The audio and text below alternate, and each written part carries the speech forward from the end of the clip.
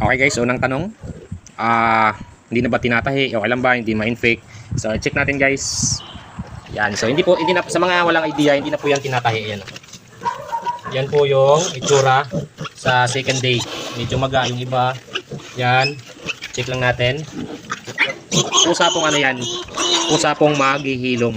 So yung may los-los, tinatahi po talaga yon. Ito na po sila. So pangalawang tanong, anong gamot sa biik na nagtatahi? So ito lang po talaga yung gamit ko guys. Pero hindi naman kasi nagtatahi ito kasi nga day 1 pa lang nagbibigay na ako nito 0.2 ml. Wait lang, medyo maingay. Ayos, ayos.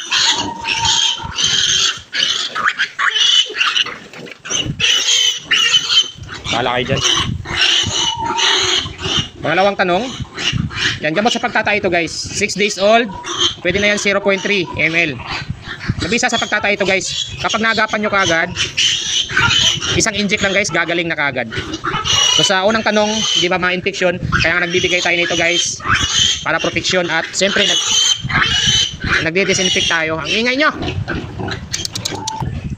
Ayan, kasundo din. Ingay. So nawala na ako, sana ako. Yan, dito sa Sustalinili. Kaya lagi ko sinasabi sa inyo guys, may mga time na hindi natin ini-expect, maganda kung may stock talaga tayo nito. Kung wala po kayong mabilhan, binabahagi ko na rin po yung kung saan kayo makabili online. So ganun lang naman kung wala sa Agribit guys, di sa online po talaga tayo. Yan. So sa gamot sa pagtatay ito guys, arthritis, tapos pwede tayo mag-inject nito kapag nagkapon. Kailan po kinakapon ng biik? Sa practice ko 7 days pataas po talaga. Ito kinapon ko 14 days. So hindi ba ako nagbibigay ng iron sa 14 days?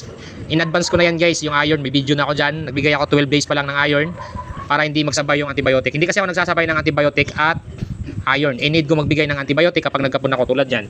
Need talaga yung antibiotic yan yung mga pagkakapon kasi nga tinatanggalan natin ng itlog so need po talaga. So sa iba naman okay lang kung hindi nag-inject, practice nila yon. Pero ako, sigurista ako kaya binibigyan ko talaga sila ng antibiotic. At syempre, para hindi rin ma-infection yung sugat. Ayun kusang naghilom yan guys. Sa mga walang idea, kusang hihilom po yan. So syempre, para hindi talaga mapasukan ng bakterya, nag-i-spray tayo ng oxytetracycline pa rin, yung mga quick heal, Combinix, ganyan. Tapos nagdi-disinfect tayo ng kulungan. So marami tayong dapat alalahanin, dapat gawin para mapanatiling healthy. So yun. So pangatlong tanong, ito yung pangatlo guys, nakakatawa. Sir, paano pag nagkamali magkapon? So ganito lang yan. Kapag nagkapon ka, common sense, hindi mo gagawin yan kung wala kang idea. 'Di ba, guys?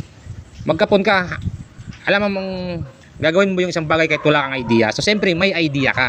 Kung nagkamali ka man,